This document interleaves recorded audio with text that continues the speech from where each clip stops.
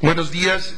Antes de comenzar la conferencia de este día, el presidente de la República manifiesta su dolor y se solidariza con las familias de las 50 personas que perdieron la vida el día de ayer en el fatal accidente carretero acaecido en el estado de Veracruz.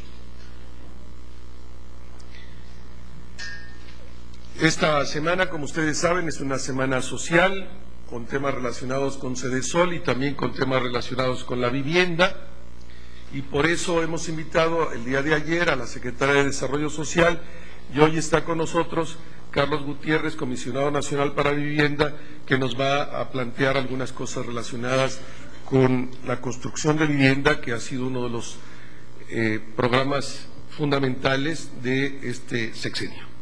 Por favor, Carlos. Muy buenos días, muchas gracias, Rubén.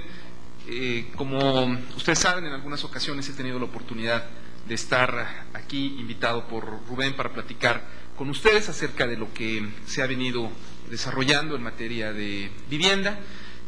Ha sido una prioridad de la administración Fox el lograr ampliar de lo que fue en el año 2001, cuando inició la misma, ampliar de manera importante este programa con acciones muy prioritarias. Quisiera yo comentar con ustedes que lo que va de esta administración al mes de marzo pasado, se han logrado entregar más de 2.405.000 casas. Este es el número de viviendas que se lleva ejercido al mes de marzo. Y adicionalmente a la misma fecha, pues se han entregado ya 1.100.000 créditos para mejoramientos y ampliaciones. De ahí entonces que, bueno, pues la suma total, 3.500.000, son los apoyos que se han ido desarrollando durante estos años. Adicionalmente, en esta semana tendremos un recuento importante sobre lo que ha sido la vivienda en materia de factor de desarrollo económico. Está contribuyendo a dar empleo de manera directa e indirecta a poco más de 3 millones de personas en todo el territorio, y la inversión de estos números que les acabamos de compartir ya supera 657.000 millones de pesos. De ahí entonces que este efecto multiplicador de la construcción de vivienda por un lado, del crecimiento del mercado hipotecario por el otro, pues ha ya generado un movimiento en 37 ramas de la actividad económica. Quiere, por ejemplo, esto significar que en materia, por mencionar uno de los insumos más importantes, el acero, por ejemplo, el acero ha generado ya 40% adicional en producción, en ventas, a lo que había sido hace 5 años. Entonces, la vivienda, bueno, pues también, además de ser este factor de crecimiento y de desarrollo económico, generación de empleo, también se ha enfocado a que, pues, las familias de menos de 4 salarios mínimos, es ahí a donde tenemos concentrado el 45% de estos créditos, hacia lograr que, bueno, pues que estas personas, estas familias, que son las que tienen menos ingresos, sean las que pues resulten favorecidas. Igualmente, quiero comentar con ustedes que bueno, pues se ha tenido un ejercicio muy favorable para poder avanzar durante este primer trimestre, y lograr con eso pues el crecimiento a 750.000 créditos hipotecarios, que son los que se tienen planeados desarrollar durante este año y consecutivamente. De ahí entonces que ya vamos al primer trimestre 10% arriba de lo estimado, 10.9% de manera muy concreta, sobre todo porque el dinamismo con el que arrancó el sector durante el primer mes, y digamos mes y medio, enero y la primera quincena de febrero, fue mucho más alto de lo esperado. De ahí entonces que, bueno, esto nos indica que vamos bastante bien en torno a lograr esta meta de 750.000 créditos hipotecarios. Durante esta semana tendremos particularmente el día de hoy una gira con el señor presidente a Aguascalientes. Estaremos ahí ya entregando unidades básicas de vivienda. Me refiero a las ampliaciones en un condominio denominado Mujeres Divinas, y posteriormente en el desarrollo habitacional Valle de los Cactus se harán entrega de 2.100 certificados ya de vivienda para las familias consecuentemente beneficiarias, y también habrá 1.400 escrituras a beneficiarios del Infonavit durante este día. El próximo jueves estaremos en Tlaxcala, también visitando un fraccionamiento que cuenta ya con una novedad importante y que deberá de ser una de las evoluciones que se tengan en materia de vivienda. Me refiero concretamente a vivienda económica, en edificios de tres niveles, apartamentos mucho más amplios que lo que son las casas individuales, con áreas comunes, con áreas públicas y con estrategias ya de planificación urbana integralmente planeadas, que son las que también se han venido propiciando y generando mucha insistencia con los municipios para que, ellos, que son las autoridades en esta materia, logren también exigir y determinar estas condiciones más favorables en materia de desarrollo urbano.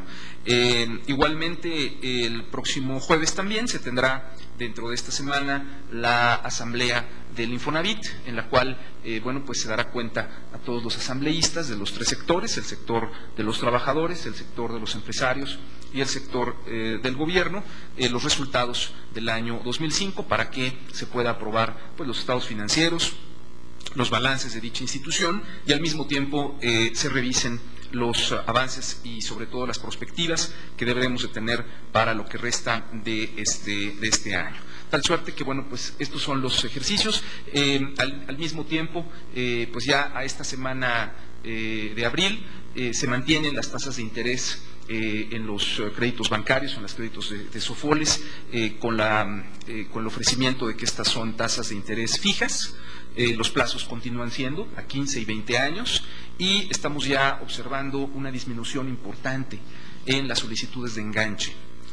Ya algunas instituciones financieras están ofertando 5% de enganche solamente, para que de esa manera pueda ser mucho más accesible para las personas el poder tomar un crédito hipotecario, comprar una casa. Entonces, esta estrategia continúa con mucha fuerza, y por lo que nos reporta la propia asociación de banqueros, ellos continúan con un crecimiento bastante interesante en lo que es el otorgamiento de créditos para este año. Yo quisiera dejar aquí los comentarios, Rubén, y estos son los principales elementos que nos regirán durante esta semana de vivienda. Así es que si hubiera alguna pregunta, con mucho gusto. ¿Alguna pregunta para Carlos? ¿Está claro? Muy bien, muchísimas gracias, y decirles que sigue siendo un buen momento para comprar casa. ¿Quién puede hacer una pregunta, por favor? ¿Sí? No, para usted. Muy bien. Rubén, muchas gracias. Buenos días, gracias. Hasta luego. Bueno, primero entonces la agenda del señor presidente para el día de hoy. Esta es gira por Aguascalientes, que dice ahí Michoacán, es la gira por Aguascalientes, es la 610 del sexenio, la 560 por el país en lo que va del sexenio, la 52 por el país en lo que va del año. Esta es la gira 23 al estado de Aguascalientes. La última vez que el señor presidente estuvo en Aguascalientes fue el 20 de marzo de este mismo año. La agenda para el día de hoy, de manera particular, es una entrevista telefónica a un noticiero de Michoacán para comentar la gira del día de ayer. Luego el señor presidente tendrá una hora para revisar asuntos. Luego inicia la gira por el estado de Aguascalientes, y en el estado de Aguascalientes hay 5 eventos. A las 10:50 la inauguración del centro de acopio de leche fresca de Liconza, después hablaré de ello. A las 11:40 la entrega de certificados a unidades básicas de vivienda y escrituras del Infonavit, que nos comentaba ya Carlos. A las 13:10 inauguración de las obras de rescate del barrio de San Marcos, de la histórica plaza de San Marcos de Aguascalientes. A las 13:40 comida con sectores productivos, y luego a las 15:30 inauguración del eje vial Sur y Ciudad Deportiva. El señor presidente inicia su regreso a la Ciudad de México a las 16:45, llega al hangar a las 17:45 y está en la residencia oficial de Los Pinos a las 6 de la tarde. En particular, muy rápido, cada uno de estos eventos, es importante hoy la inauguración de este centro de acopio de leche fresca de Liconza. Como ustedes saben, una estrategia que tomó Liconza es ir quitando y reduciendo las cuotas de exportación y comprar a los productores nacionales, y hay que hacer una serie de cosas para dotar a los productores nacionales de nuevos equipamientos. En este caso, este centro de apoyo para pequeños y medianos ganaderos, el objetivo es apoyar la comercialización. No contaban con instalaciones para acopio y enfriamiento del producto, y hay un apoyo de Cedesol para esto. La inversión fue de 5 millones de pesos. La capacidad de recepción va a ser de 45,000 litros diarios de leche, y esto va a beneficiar a 180 ganaderos y sus familias, que ahora podrán vender a Liconza su producción. El segundo evento es esa entrega de escrituras en Valle de los Cactus. La inversión tripartita en ese conjunto fue de 279,425,000 pesos. Se generaron 4,000 empleos directos y 20,000 indirectos en la fase de construcción, beneficiarios 2,062 familias, y se entrega hoy la escritura 2,062 escrituras de Infonavit, y la entrega del crédito 65,000 de lo Infonavit en el estado de Aguascalientes en lo que va de esta administración. En el caso de la obra de rescate del barrio de San Marcos, en particular de la plaza de San Marcos, la inversión es de 43 millones de pesos, 75% federal y el 25% estatal. Pues es beneficio para el conjunto de la población y un atractivo turístico muy importante de Aguascalientes, y ustedes saben de la histórica feria. Empleos que se generaron durante la construcción y remodelación fueron 650.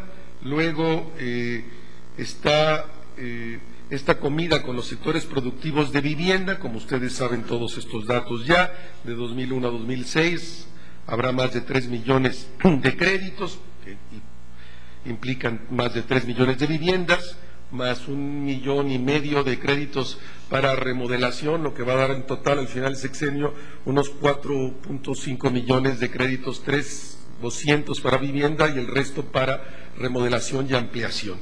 Se han invertido casi 700,000 millones de pesos, va a ser la inversión.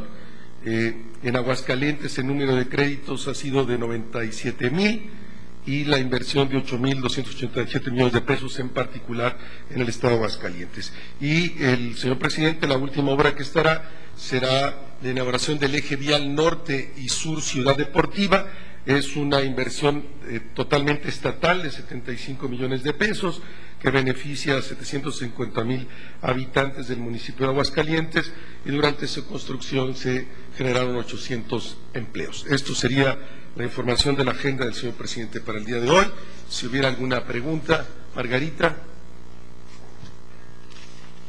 Gracias, buenos días. Yo quisiera preguntarle si podía confirmar los movimientos de Florencio Salazar y de Eduardo Sojo hacia la campaña presidencial del PAN. Gracias. Lo que puedo confirmar es exactamente los términos que viene la nota en tu periódico. Han sido invitados, es la información que tenemos, han sido invitados por la campaña de un candidato, tanto Florencio Salazar como Eduardo Sojo, y en todo caso ellos será una decisión personal si se incorporan o no, y ellos habrán de hacerla pública.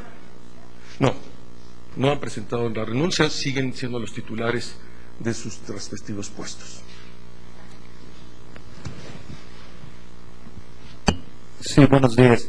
Digo que la preferencia elemento los muertos, usted dijo de 50 personas. 57. 57 es la cifra Sí. oficial. Sí. Si más confirmando esto, gracias. Sí, lamentable accidente, terrible accidente. Sí. Buenos días, Laura Casillas, de TV Azteca. Señor vocero, sobre el operativo, la Presidencia de la República, ¿qué opina sobre el operativo del Instituto Nacional de Migración en Tultitlán, donde una persona murió al ser confundida con un inmigrante? Gracias. Sí, ayer mismo el Instituto Nacional de Migración hace un comunicado explicando la situación. Solo reiterar que con respecto a los lamentables acontecimientos sucedidos ayer en Tultitlán, Estado de México, la Presidencia de la República precisa, tal como lo hizo ayer el Instituto Nacional de Migración, que sus agentes no portan armas.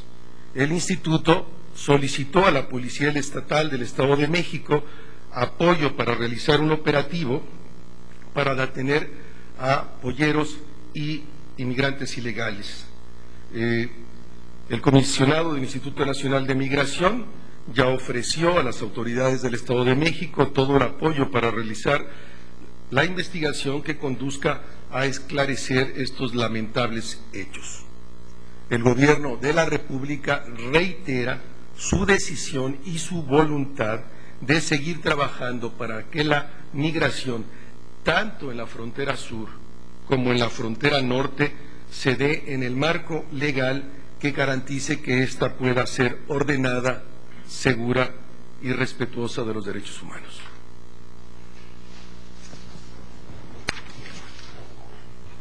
Muy buenos días, Iván Moreno de Grupo ASIR. En ese sentido, ¿cuál sería la postura de la Presidencia y si habría algún reclamo precisamente por la aplicación en el Estado de Georgia ya de la ley antimigrante de que se autorizó aplicarla? La Cancillería mexicana el día de ayer también hizo alguna observación a esta ley votada en el Congreso del Estado de Georgia, y ella misma, y es la posición de la República, de la Presidencia de la República, considera que medidas parciales como las que implica esta ley son insuficientes para resolver de manera integral el complejo fenómeno migratorio entre México y los Estados Unidos, como lo han dejado ver las deliberaciones que sobre la materia tienen lugar en el Congreso Federal de los Estados Unidos. Es del interés de ambos países el establecimiento de nuevos mecanismos que garanticen una migración legal, segura, ordenada y respetuosa de los derechos humanos. La Secretaría de Relaciones Exteriores expresa su preocupación porque como parte de la implementación de algunas disposiciones de la referida legislación se incurren actos de discriminación en contra de la población mexicana y de origen mexicano, en particular en ese estado. La Cancillería mexicana, a través de nuestros consulados, estará muy pendiente del desarrollo de la aplicación de esta ley y reiterar que el problema migratorio es complejo, que medidas parciales no habrán de resolverlo. Roberto. Sí, buenos días, Rubén. Yo quisiera preguntarte si la Presidencia de la República ha evaluado la posibilidad de que se presente algún conflicto postelectoral por lo cerrado de la contienda entre los candidatos y que alguno de ellos no quiera reconocer que haya perdido o que perdió. Miren, como ustedes saben, no vamos a intervenir con comentarios algunos sobre la contienda electoral, pero sí reiterar lo que el señor presidente de la República dijo el día de ayer, que la Presidencia de la República apoya de manera decidida y reconoce de manera enfática la labor realizada por el Instituto Federal Electoral a lo largo de estos años, por el Tribunal Electoral de la Federación, que son instituciones del Estado mexicano que han demostrado que pueden garantizar los procesos electorales y que, aunque fuera un solo voto la diferencia que decida quién es el ganador de la contienda electoral a la Presidencia de la República el próximo julio, los órganos del Estado mexicano responsables de las elecciones sabrán, como lo han demostrado, dar cuenta y llevar el proceso con justicia, equidad y transparencia, como ha ocurrido en los años anteriores. La Presidencia de la República considera que los órganos del Estado mexicano responsables son absolutamente capaces de conducir el proceso electoral de una manera pacífica, ordenada, justa y equitativa. Compañera. Buenos días, Claudia Pérez, de la agencia Notimex. En algunos medios de comunicación, sobre todo los medios electrónicos, han iniciado ciertos debates o exposiciones en torno a cómo será recordado este sexenio y a cómo será recordado el presidente Fox, si como el presidente de la transición, como el sexenio del cambio.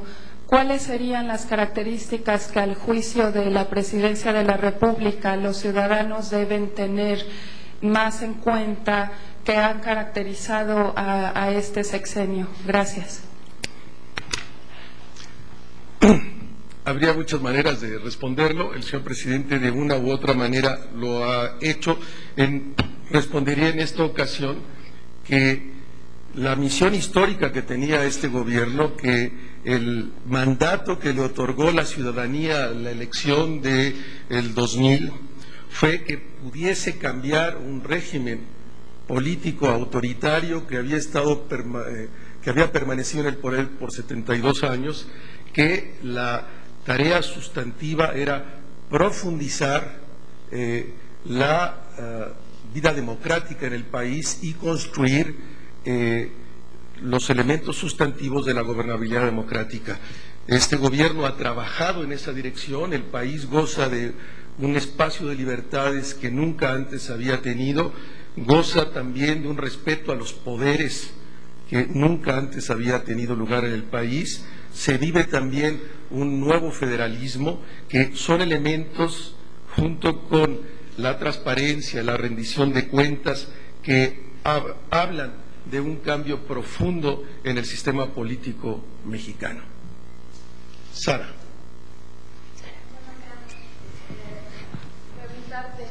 ¿No se ha descuidado por parte del gobierno federal este asunto de los gobiernos locales, de los gobiernos estatales en la Unión Americana? ¿No se les ha brindado la información? Ahí se han enfocado solamente al Senado federal. Y bueno, pues ya decía el presidente en días pasados, nosotros les hemos brindado la información. No se ha descuidado este flanco y está ocurriendo justo eso, leyes de los estados que están discriminando. Por otro lado también, si pudieras confirmar si Eduardo Sojo está analizando si se va a la campaña de Felipe Calderón, igual que el secretario de la Reforma Agraria. Gracias.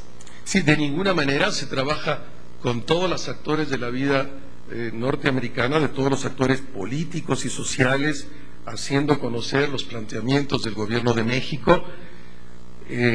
Así como ocurrió ayer esta decisión del Congreso del Estado de Georgia, también el día de ayer la gobernadora del Estado de Arizona, la gobernadora Napolitano, decidió vetar una iniciativa de ley en contra de los migrantes. Lo hizo ayer la gobernadora. Solo revelan estos hechos la complejidad de un problema que atañe a los dos países y que solo habrá de ser resuelto en la medida que se contemple la integralidad del fenómeno, como lo ha planteado el gobierno de México. Y también muchísimos sectores de la vida norteamericana. Ayer la misma gobernadora Napolitano declaraba su apoyo a la iniciativa McCain-Kennedy, que revela pues que al interior de los Estados Unidos hay posiciones diversas de cómo enfrentar el problema. Y respecto a la segunda pregunta, Sara, ya la planteé al inicio de la conferencia. Alfredo. Retomando el asunto del Instituto Nacional de Migración, hace unas semanas en la Presidencia de la República se informó que personal estadounidense estaba entrenando a comando personal mexicano para cuidar la frontera sur. Esto quiere decir que se van a emplear en México los mismos métodos, el mismo sistema que se emplea en Estados Unidos para cuidar la frontera. en este caso la frontera sur, y sistemas y métodos que muchas veces hemos criticado aquí en este país. Sí, no, a ver, primero, ¿cuál es la afirmación con la que comienzas? No, es pregunta. Que la Presidencia de la República informó hace unas semanas que se había, personal estadounidense estaba entrenando a elementos mexicanos para cuidar la frontera sur. Jamás dijo eso la Presidencia de la República. En la Presidencia de la República no recuerdo quién lo dijo, aquí en este... Jamás ha ocurrido eso, nunca. Nunca, o sea, no hay personal... Absolutamente no. Ok, gracias. De nada. ¿Alguna pregunta? Sí, Rubén, ¿cuál es la posición de la Presidencia de la República en torno a estos hechos graves que están sucediendo en Guerrero, en Acapulco, en donde ya están cometiendo actos violentos hasta con granadas, y mientras el gobierno parece impávido, el narcotráfico está mandando señales hacia esta guerra por parte del gobierno federal? Y segundo, preguntarte sobre esta reunión que van a sostener dirigentes de obreros con un alto funcionario del gobierno federal. ¿Se van a reunir el próximo viernes con el secretario de Gobernación? ¿Con quién se van a reunir? Y si ven visos de solución a este paro de labores que tienen planeado realizar de 1 hora el próximo 28 de febrero. Desde luego que a la Presidencia de la República, lo hemos dicho en más de una ocasión, preocupan los hechos violentos en algunas zonas particulares del país, preocupan hechos violentos del crimen organizado. El gobierno trabaja de manera decidida, contundente en contra del crimen organizado. El crimen organizado nunca habrá de superar al Estado mexicano. Eso no implica no reconocer los problemas que existen en la lucha frontal precisamente contra el crimen organizado,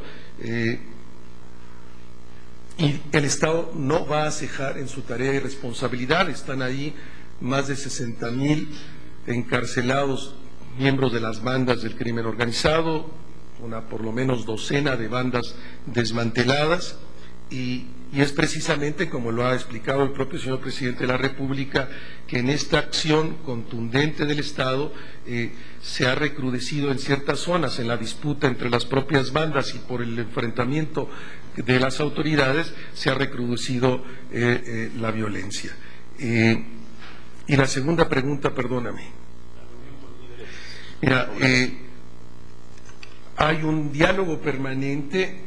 Ha habido encuentros de la Secretaría de Gobernación con dirigentes obreros. Hay un proceso de investigación que se sigue a un dirigente minero por parte de las autoridades de la Procuraduría General de la República y también por la Secretaría de Hacienda. Los datos que justifican esta investigación son de carácter público. El gobierno de la República no habrá de dejarse chantajear de ninguna manera por acciones de presión de sectores que pretendan defender actos irregulares contrarios a los intereses de los propios trabajadores, como es la desaparición de una cantidad muy importante de dinero que debió haber llegado a los sindicalistas mineros. La investigación sigue su curso, pero también es cierto que la Presidencia de la República ha estado siempre abierta a través de la Secretaría del Trabajo y a través de la Secretaría de Gobernación de dialogar con cualquiera de los dirigentes obreros del país. Sí, compañero. Buenos días. Yo quisiera preguntarle dos cosas. Mencionaba que el asunto migratorio es complicado y porque se da en diferentes legislaciones en los gobiernos locales de Estados Unidos. Me gustaría que abundara en la estrategia que seguirá en ese caso la Presidencia de la República para poder pues tener claro su posición en cada uno de estos gobiernos locales o cómo van a actuar ante esto. Y la segunda es sobre el paro de 1 hora. También me gustaría que abundara un poco más para saber cuáles son las implicaciones que podría tener este paro en la economía nacional.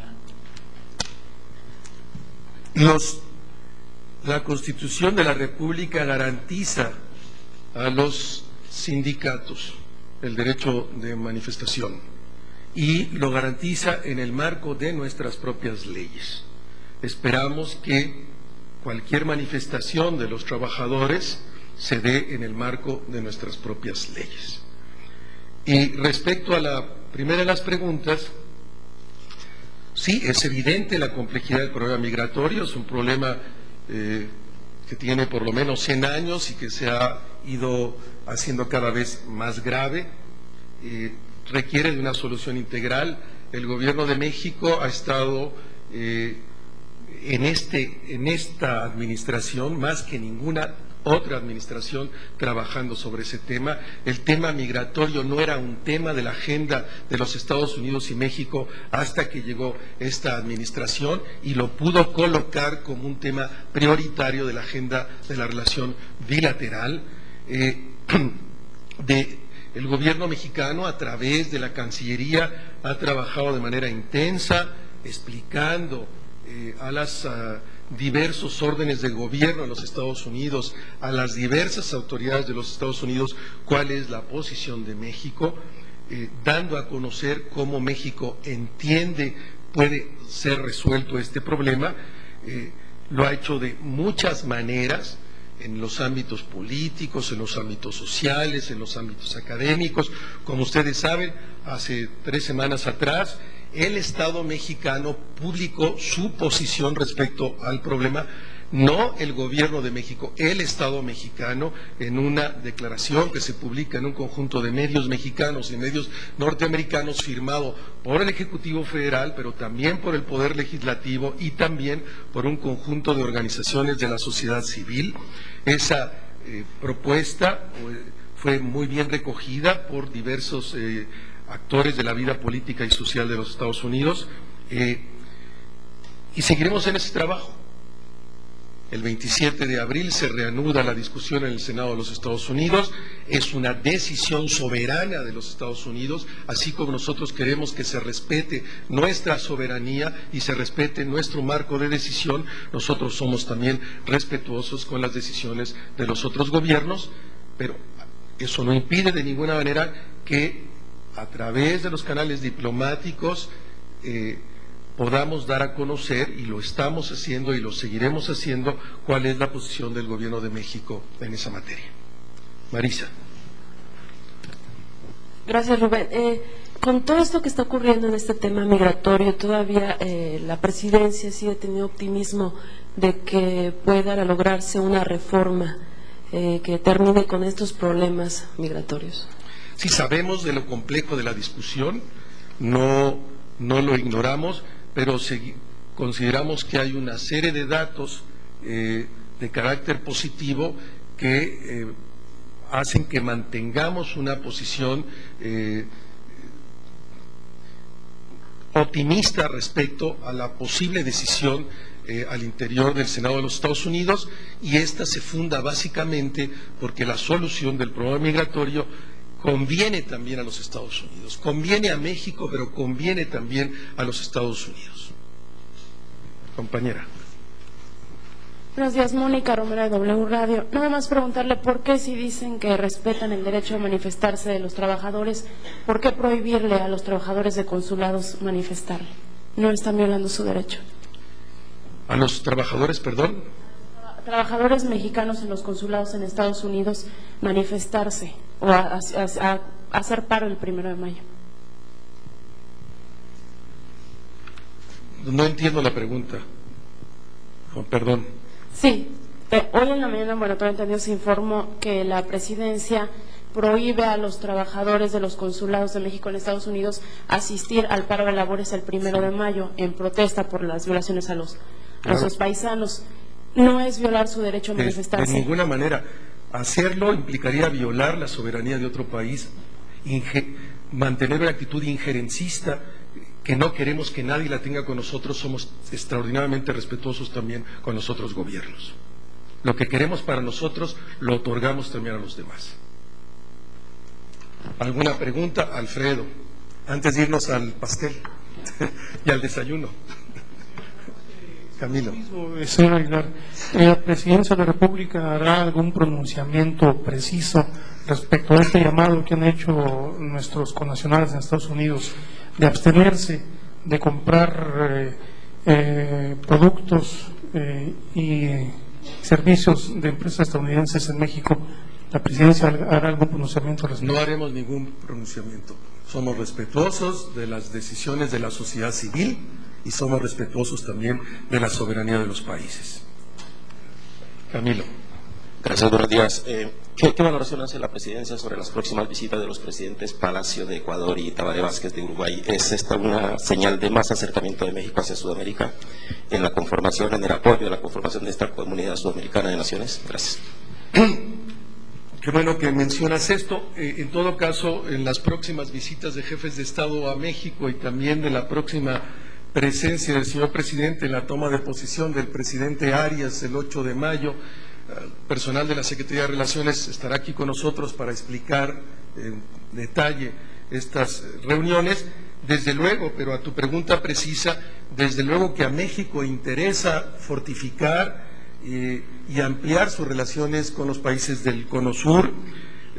Una y otra vez el presidente de la República ha reiterado el interés que tiene México de participar en el Mercosur. Para México es absolutamente indispensable no solo mantener, sino incrementar el nivel de nuestras relaciones con todos nuestros hermanos de la América del Sur. En los próximos días estará aquí el presidente Tabaré del Uruguay, y es parte sin duda de esta decisión del gobierno de la República de incrementar el ámbito de las relaciones con todos los países del continente. Nuestra relación es histórica y estratégica con América Central, pero tiene que serlo también estrategia con todos los países del Cono Sur. Los invito a desayunar. Muchas gracias. Nos vemos mañana. Sí, compañera, a ver. Nada más rápidamente, perdóneme que me regrese al otro tema. Sí.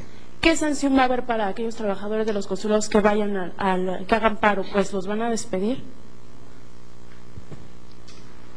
Los reglamentos del Servicio Exterior Mexicano son precisos y todos los funcionarios del gobierno, y con el profesionalismo de los funcionarios de la Cancillería Mexicana, estoy seguro que nadie habrá de violar sus propios estatutos.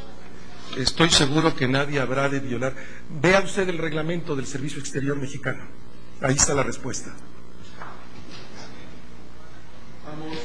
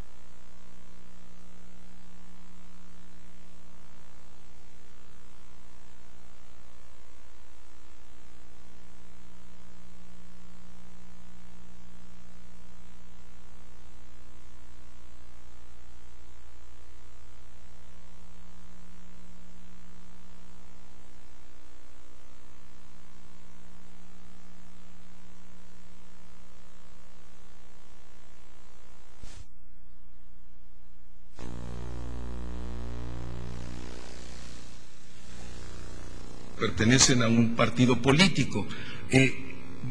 Hay una intensa negociación en la Secretaría de Gobernación entre el Legislativo y estas organizaciones de productores en búsqueda de una solución a sus demandas, en el marco, como ustedes conocen, de un acuerdo que había habido entre estas organizaciones y el Gobierno de la República, que el gobierno firmaba la ley y los productores, una vez que estuviera firmada, incorporarían a la misma, o el legislativo, perdón, incorporaría a la misma estos acuerdos que se habían alcanzado entre las partes. No ha sido así. Esperamos que en este espacio de negociación y de diálogo se puedan llegar al acuerdo y se haga valer los compromisos contraídos con anterioridad. Será decisión del señor presidente de la República si acepta o no la renuncia que ha presentado el secretario Usabiaga, en cuya carta es muy claro en advertir que pone a consideración de la decisión del presidente la posibilidad de su renuncia. Como ya aclaré también antes, en el marco de este día habrá algunas decisiones del presidente y en su momento ustedes las habrán de saber.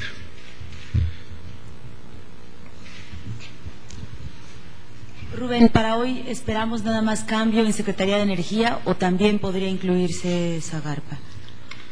Para el día de hoy esperamos cambios.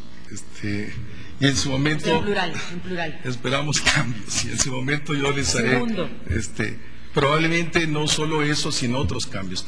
Esperamos cambios. Y se les dará a conocer a ustedes en su momento con mucha anticipación para que ustedes puedan informar sobre los mismos. Segundo, ¿qué justifica esta medida de alguna manera faraónica de llevar 2 aviones a una gira relámpago de menos de 2 días con 30 empresarios que recuerda a los años del viejo régimen cuando se hacían giras que ameritaban 2 aviones? Es decir, es una especie de subsidio al sector empresarial. Hay un plan concreto de cuántos millones de dólares de inversión estamos hablando como para justificar un gasto del erario público de esta naturaleza, por una parte. Por otra, si el presidente no tiene previsto visitar las zonas afectadas de Chiapas y Oaxaca, ahora en inundaciones muy graves. ¿Y cuál es la reflexión de carácter democrático o de transición que el presidente tiene frente a un recambio que obliga de alguna manera a improvisar secretarios al final del tramo? Se hablaba hasta de 10 nombres para la Secretaría de Energía, lo cual pues habla de que no hay perfiles muy concretos para cerrar el sexenio. No está contemplado que el día de hoy el señor presidente viaje a la zona afectada. Sí se mantiene en contacto directo con el gobernador y también con las instancias de gobernación responsables de la protección civil. A través de esta vocería, la presidencia manifiesta su dolor por lo que está ocurriendo, pero también se han dado órdenes precisas para que entre en operación el DN3, como ustedes saben que ya está operando en la zona de mayor daño que ha ocasionado las lluvias torrenciales. Se considera absolutamente justificado y no aceptaría el calificativo de faraónico. Es una reunión de trabajo muy importante entre los sectores empresariales de ambos países. La relación entre ambos países en el ámbito político, educativo, científico ha avanzado de una manera extraordinaria, como ya lo citaba Jerónimo, y también en el ámbito empresarial hay muchísimas expectativas de nuevas inversiones, como ya se señalaba, y de estrechar los vínculos de la comunidad empresarial de México y Canadá, y se va en un segundo avión porque se consideraba que es mucho más práctico hacerlo así. Punto, sin ningún otro comentario. Y en todos los casos, en los relevos de las secretarías se contempla gente que tiene experiencia en su propio campo. No se trata de improvisar a nadie, sino se trata de funcionarios que ya vienen laborando en las dependencias del ramo y en las especialidades de las mismas, o que están en el marco de la administración del gobierno federal y tienen también una experiencia en la gestión pública. Guadalupe. Gracias, buenos días. A mí me gustaría saber un poco cómo percibe el presidente Vicente Fox estas salidas de los integrantes de su gabinete, si cree que les ha faltado compromiso para de alguna manera sacar adelante las encomiendas que él les hizo, y si también les está pidiendo prudencia al resto de los que integran su gabinete para que de alguna manera quizá sean más conscientes de que tienen una tarea que cumplir por el resto del sexenio. Ustedes conocen la posición del presidente, la ha hecho pública en alguna ocasión. El presidente es muy abierto a las propuestas que sus propios secretarios le puedan hacer en razón de proyectos relacionados con sus intereses personales, pero también que se inscriben en el marco de un servicio a México en otro ámbito de la actividad pública, como pueden ser cargos de elección popular.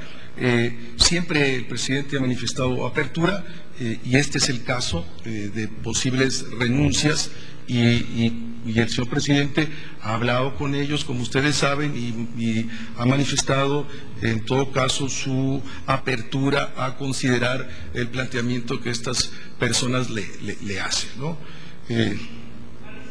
Marisa, Televisa. Sí. Yo quisiera preguntarle, ya mencionaba que son importantes las instituciones y no las personas. Sin embargo, ¿cuál es la posición realmente de la presidencia ante la renuncia de los secretarios y la posible renuncia? Ya se habla de otras renuncias de otros secretarios que buscan senadurías. Se está quedando, se está quedando solo el presidente, todavía faltan 14 meses. De su gobierno, se está quedando solo el presidente, y por el otro lado, ¿no es irresponsable la presentación de la renuncia del secretario de Agricultura en estos momentos de la problemática de los cañeros? Ya han anunciado que van a cerrar carreteras importantes. ¿No es irresponsable por parte del secretario? Yo creo que estos cambios, los que se relacionan en particular con las aspiraciones políticas de los propios secretarios, no son más que una expresión de los nuevos tiempos de la realidad mexicana, donde hay una posibilidad real de participar en procesos, en el ámbito que abre la democracia, de poder ganar elecciones. Esto no era así, porque el viejo sistema político mexicano, el ascenso político pasaba por otras reglas. Hoy día, en este espacio de competencia real, es muy normal que los profesionales de la política tengan estas aspiraciones y que hoy día cualquier cargo de elección popular se tiene que ganar por el propio esfuerzo y convencer a la ciudadanía. Antes se trataba de una maquinaria de Estado que garantizaba esos resultados. Estamos en una nueva lógica, son expresiones de los nuevos tiempos que ocurren en el país, que ocurren en México. En ninguna manera se pone en juego la estabilidad del gobierno, la capacidad de la acción del gobierno. Eso está absolutamente garantizado. Son las instituciones, no las personas, los que garantizan la acción misma del gobierno. Voy para acá, Cristian. Absolutamente no está en crisis el gabinete, de ninguna manera. Al contrario, son una expresión de la fortaleza del gabinete, de la fortaleza de las instituciones, que puede prescindir en algún momento de una persona, y la estructura institucional sigue ahí y sigue funcionando ahí.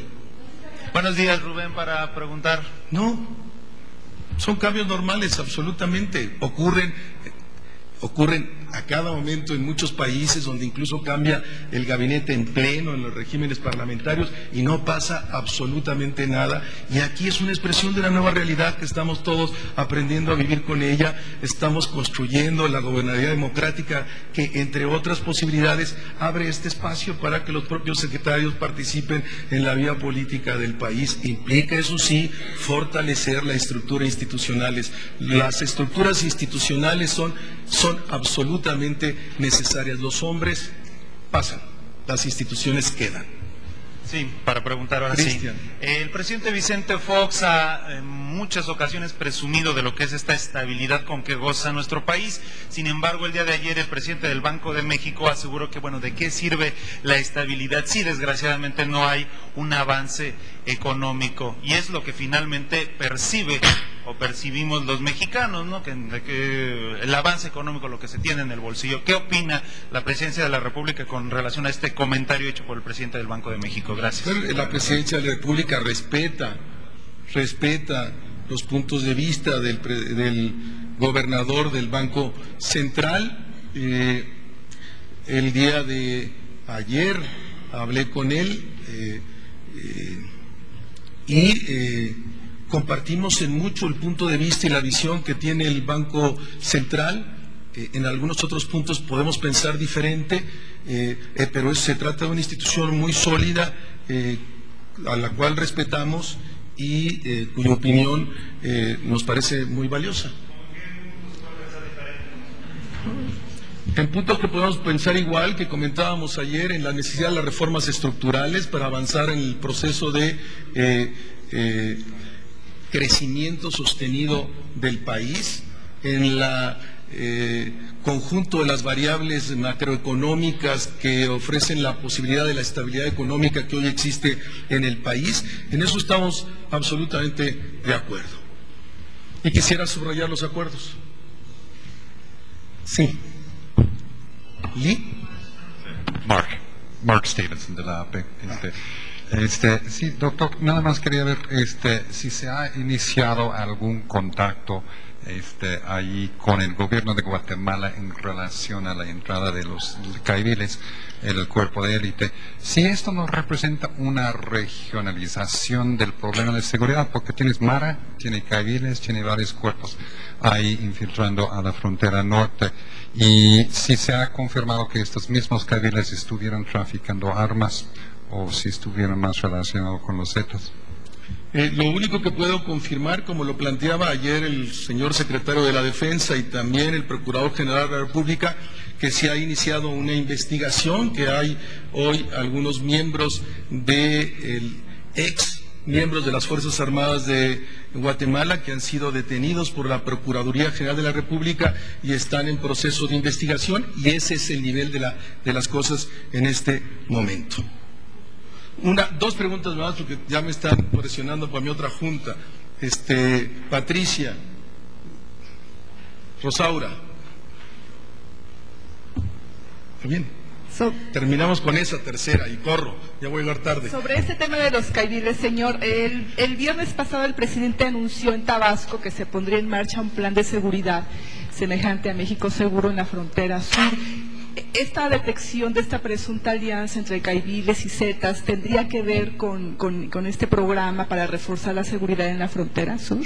No, es anterior esta decisión, que tiene ya varios meses trabajándose en ella, es anterior a este hecho coyuntural que se da a conocer tanto a través de la información del señor secretario de la Defensa como del Procurador General de la República. En todo caso, un caso como este, con la redundancia, no hace más que señalar la importancia que tiene la seguridad de la frontera sur de México para México. Y que en ese sentido, en su momento, como les anunció el señor presidente, una vez que esté concertado el plan y detallado el programa, habremos de informar en este mismo espacio sobre él. Rosaura.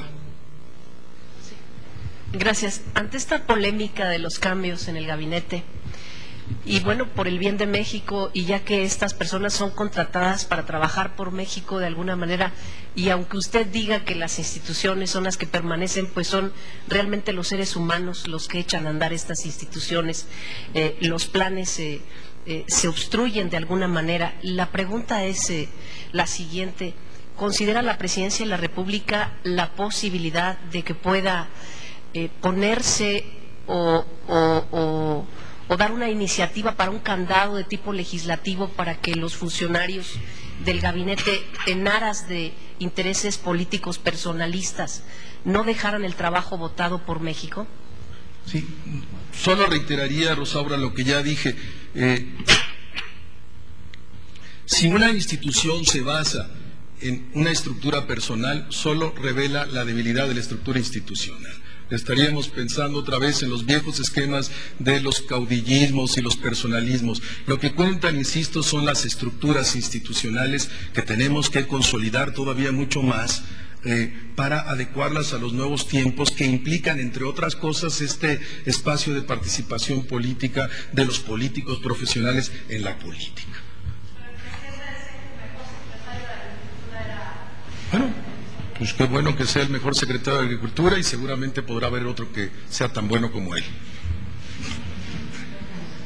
Vivian. Rubén, buenos días. A mí me gustaría conocer nada más una opinión sobre esta coalición ciudadana que encabeza Cuauhtémoc Cárdenas y ahora Porfirio Muñoz Ledo, y que tienen como su principal interés sacar la reforma del Estado. Quisiera yo saber si Presidencia en un momento dado apoyaría a esta organización, en especial por el interés que tienen las reformas.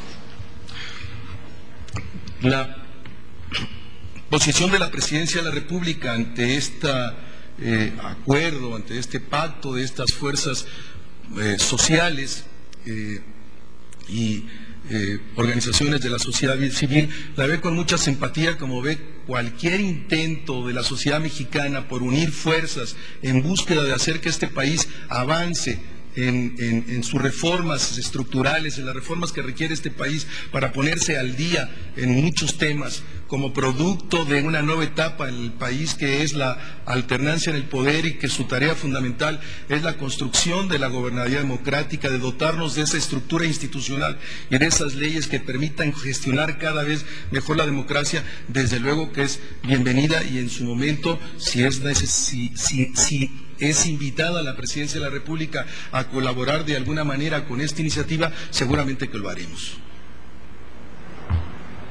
Buenos días.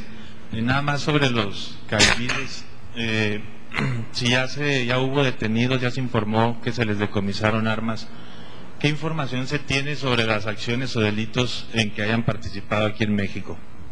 Como yo lo dije con anterioridad y lo dijo el señor Procurador de la República, se está en ese proceso de investigación. En el momento que esta investigación sea concluida, pues la propia Procuraduría General de la República informará sobre la misma. Nos vemos mañana en el hangar, 7:15, la conferencia, en el hangar, 7:15. Gracias, nos vemos.